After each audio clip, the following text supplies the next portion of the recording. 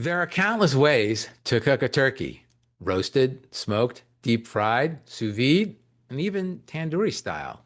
And every family swears that theirs is the best way.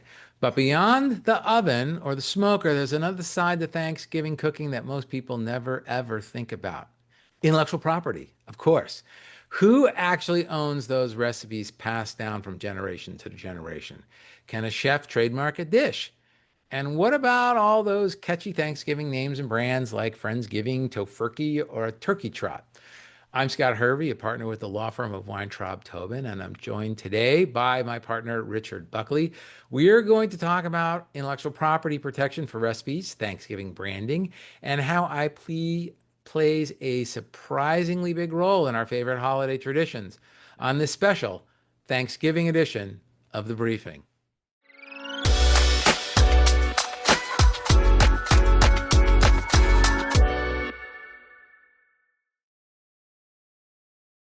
Richard, welcome back to the briefing and happy Thanksgiving to you.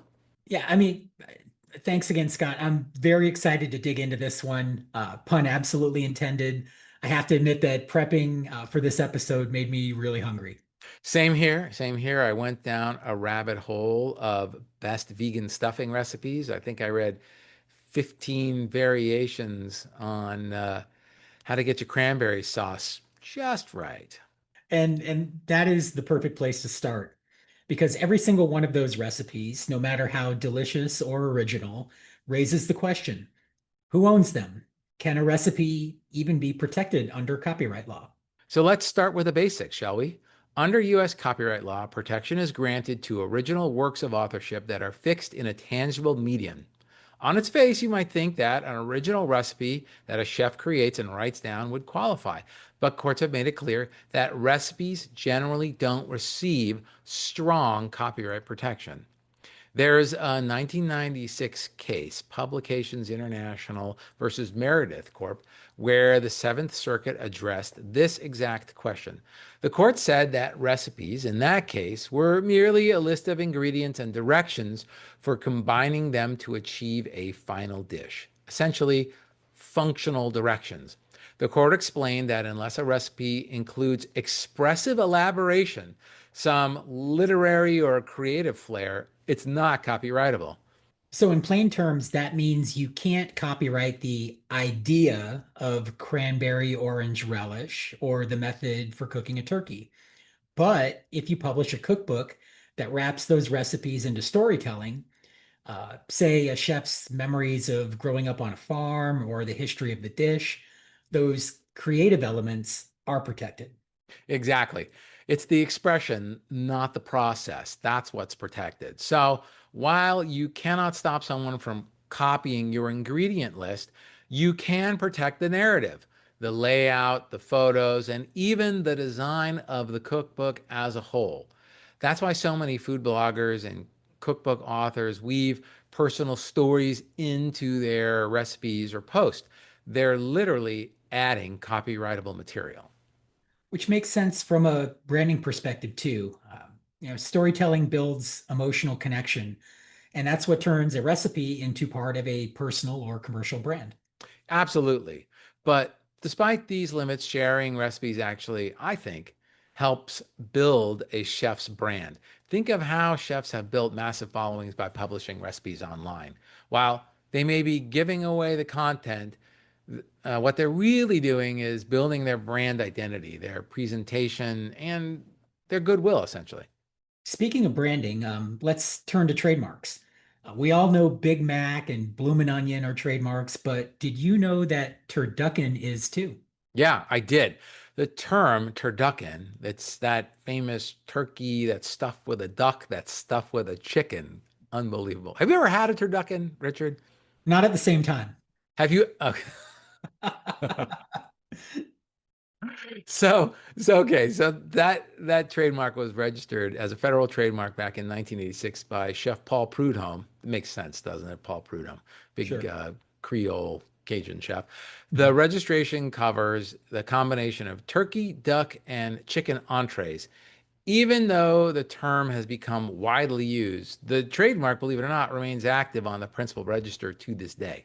So if a chef or a restaurant comes up with a distinctive and original name for a dish, say Turkey 2.0 or Stuff and Puffins, they could register that as a trademark, right? Well, I, I'm not so sure that anyone is really interested in stuff and puffins, Richard.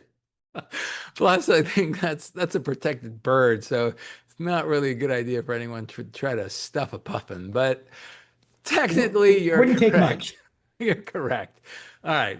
So as long as the name is distinctive and it's used in commerce to identify the source of goods or services, it can qualify. But there's a catch. If the public starts using that term generically to describe the product itself, like what seems to really have happened to a turducken, the mark risks becoming generic and losing its protection. That's an interesting balance. Build a famous brand, but not too famous, or it becomes generic. Right.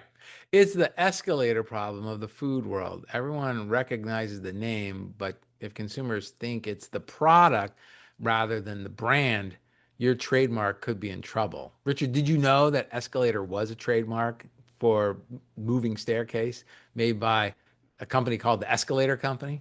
I did not know that, but it makes sense. It's kind of like, and I'm not sure it exactly applies, but like Xerox and Oh, yeah. Kleenex, and it's the same thing. It Yeah. starts out as a brand and then it becomes the object itself. I mean, if you think about it, almost Google, right? I mean, how many times do you say, let me Google that? Totally. All right. That is the risk of genericide.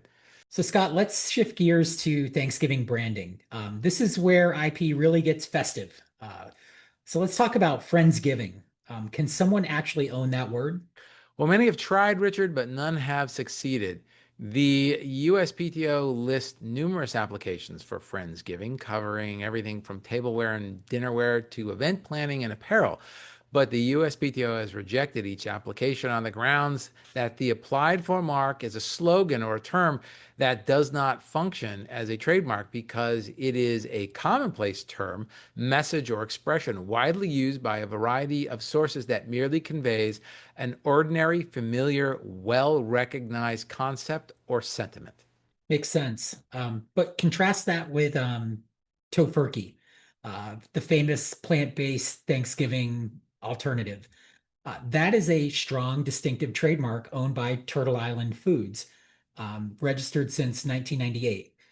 Tofurky really seems to be a great example of brand distinctiveness in the holiday market. Richard, have you ever had tofurkey? No, Neither have I. I would be a little, I don't know if I've ever seen Tofurky. I think I've seen it in the grocery store.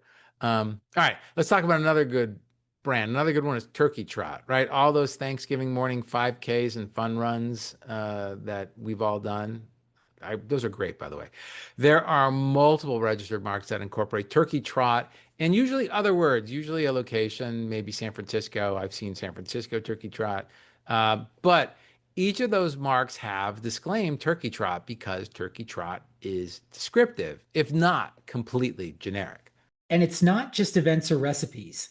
The holidays bring a wave of limited edition branding. Think of Starbucks pumpkin spice latte or Trader Joe's Thanksgiving stuffing season kettle chips. Exactly. Seasonal trademarks and trade dress, like distinctive packaging, holiday labels, or themed marketing, are increasingly important. Even the shape or color schemes of packaging can function as protectable trade dress if consumers associate it with a brand. And with the case of well, if the case of a color, if it acquires secondary meaning. Scott, it's interesting how the holiday season drives so much creativity and branding. And now with social media, brands are extending that through influencer collaborations, sponsoring Friendsgiving tables, recipe videos, and themed cooking contests. All of that content creates IP. Right. And those collaborations often involve rights in photos, videos, and content. Usually the question of who owns what, who can repost what, and how long the post has to be up for, and how the brand can use that content commercially are, or at least should be, clearly addressed in an integration agreement between the brand and the influencer. Scott, before we wrap up, let's circle back to cookbooks. Even though individual recipes may not be copyrightable, The compilation of recipes can be. Copyright law protects the selection, arrangement, and coordination of content if it reflects some creativity. Exactly. So if a chef curates a cookbook titled Global Takes on Thanksgiving and organizes recipes by region or theme, and that creative arrangement is protected as a compilation. Plus, let's not forget about the design, the photography, and the descriptive text. Those are all separate works protected by copyright. So between trademarks, copyright, and trade dress, there's actually a whole lot of IP baked into Thanksgiving, from the food we serve to the way we brand and celebrate it. That's right.